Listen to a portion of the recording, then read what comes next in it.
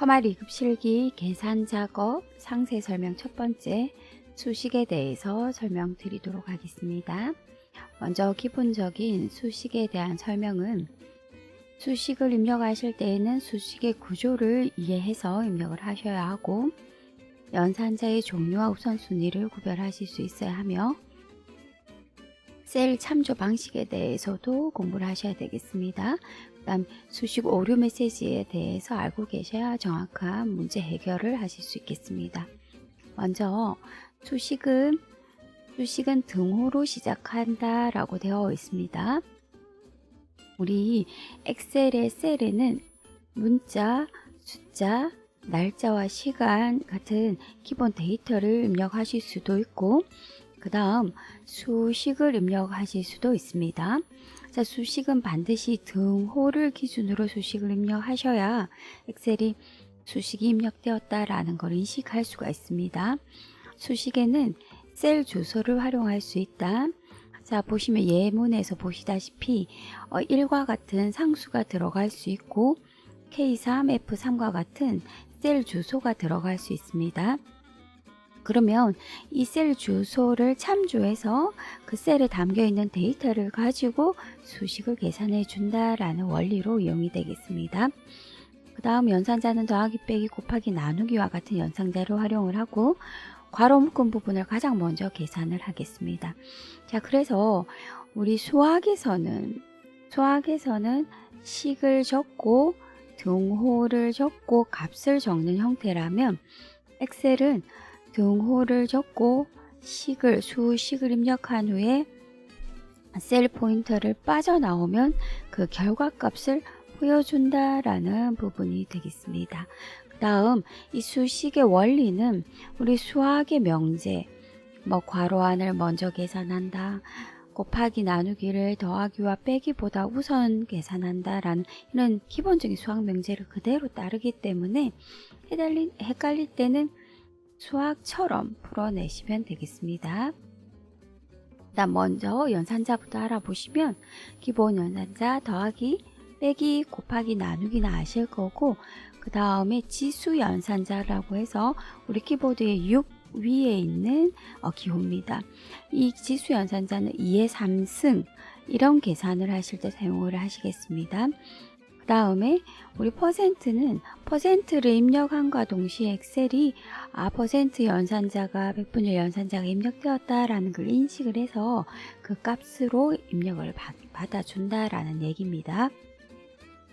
그 다음 비교 연산자도 크다, 작다, 크거나 같다, 작거나 같다와 같은 경우는 우리 수학 연산자와 같이 사용이 되어집니다.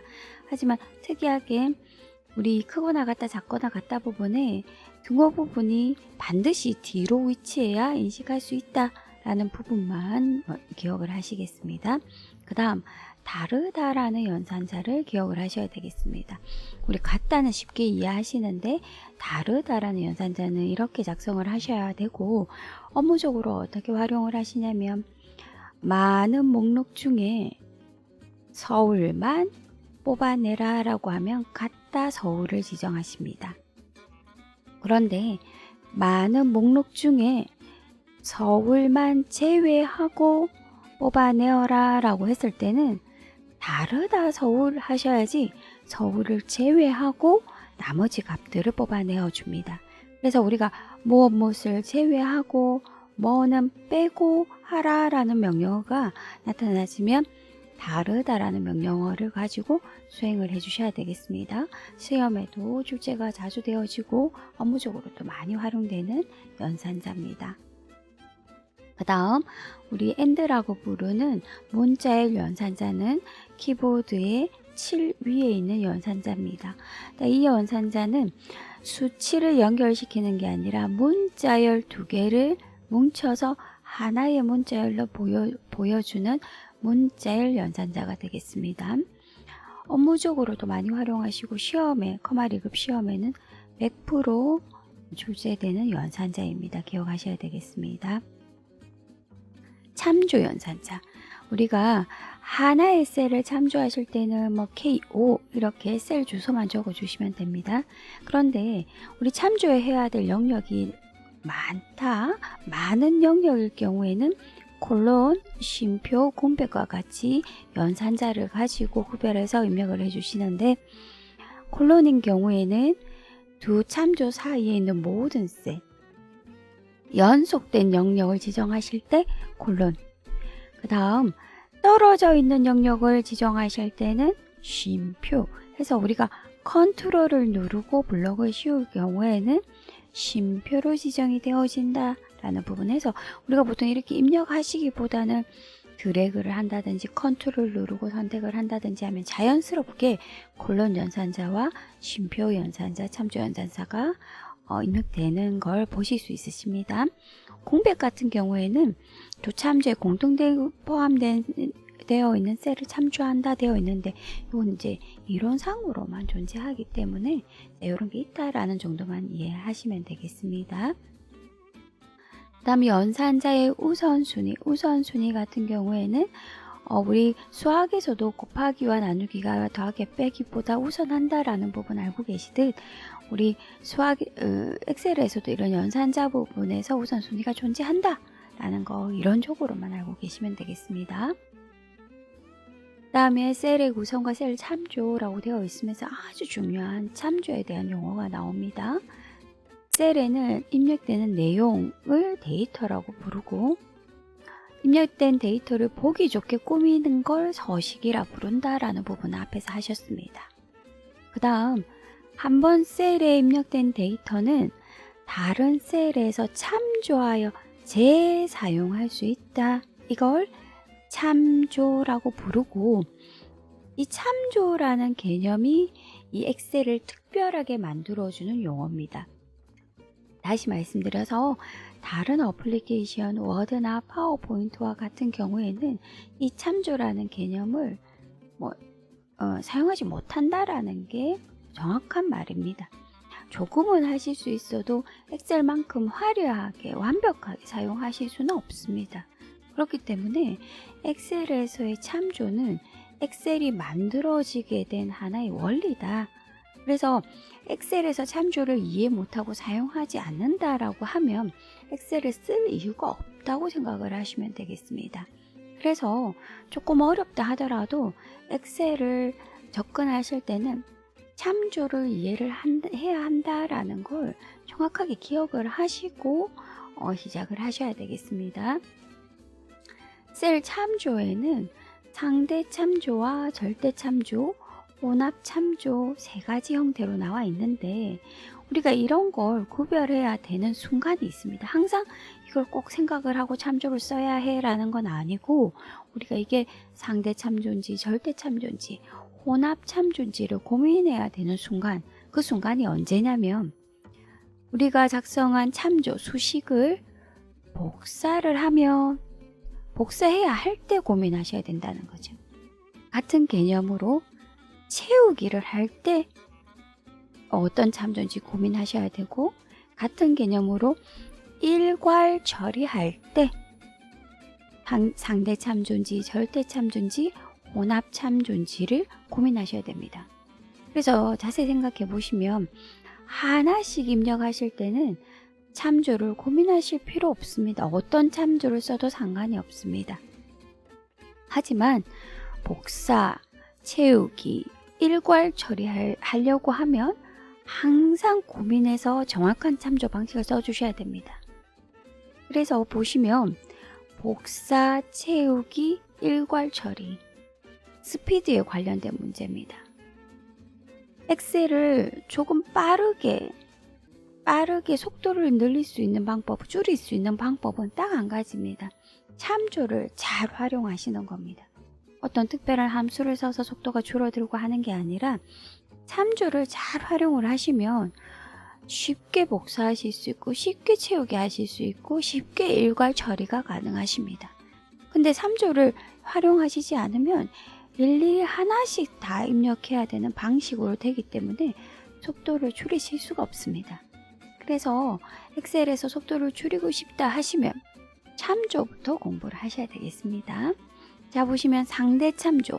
상대 참조는 상대적으로 복사했을 때 상대적으로 위치가 변화하는 게 상대 참조. 절대 참조는 아무리 복사해도 절대 주소가 변경되지 않는 게 절대 참조. 혼합 참조는 참조에 따라서 열이 변화하든 행이 변화하든 한 가지 부분만 해서 달러가 붙어 있는 영역 외에 달러가 붙어 있지 않는 영역은 변경되어지는 혼합 참조가 있다라는 부분입니다.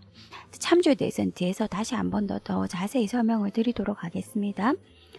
셀 참조 자동 변경은 물론 이 달러 부분을 키보드로 입력하셔도 가능하시지만 키보드의 기능키 F4 키를 누르시면 상대, 절대, 행고정, 열고정 형태의 4가지 참조 형태가 변동되어지면서 번갈아 가면서 나타나지기 때문에 가급적이면 F4 기능키를 눌러서 참조를 변경시키는 걸로 연습을 하시면 되겠습니다.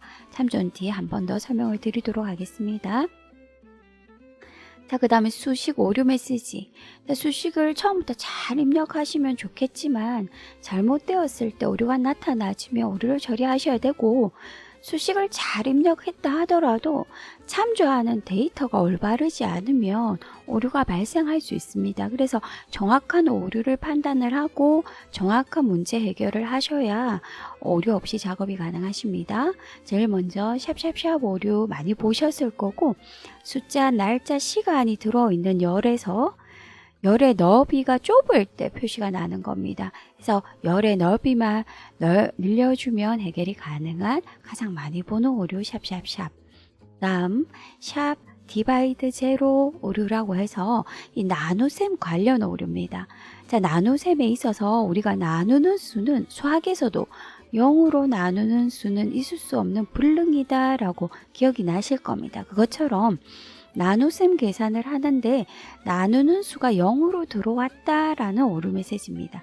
그럴 때는 수식보다는 그 나누어지는 수의 참조 영역의 데이터를 확인해 보셔야 됩니다. 거기에 0이 들어있지 않은지 이런 것들을 확인하셔야 되겠습니다.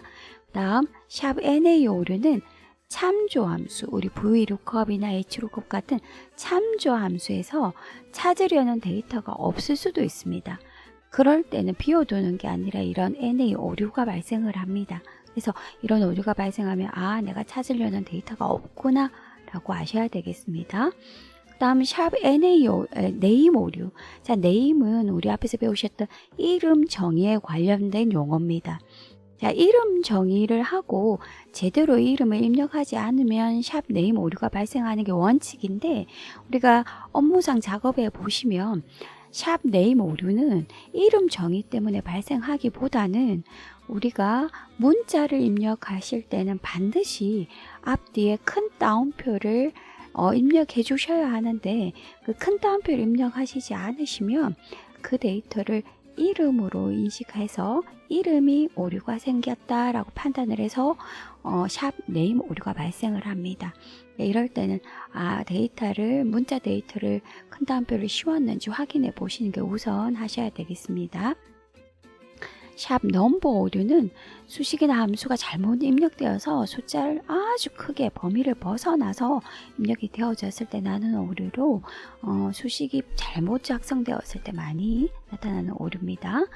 샵 REF 레퍼런스 오류는 유효하지 않은 셀을 참조했을 때, 자, 이거 같은 경우에는 처음에는 제대로 나타나다가 열을 삭제하고 행을 삭제하는 과정에서 내가 참조하려는 위치를 잃어버렸을 때 나타나는 오류. 그래서 참조하는 영역을 한번 확인해 보셔야 되는 오류.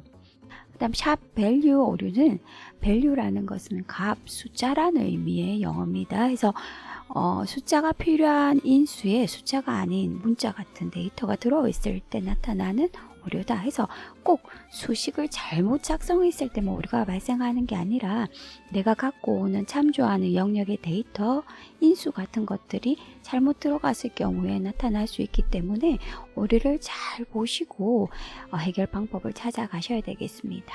자, 여기까지가 대략적인 수식에 대한 설명이었습니다.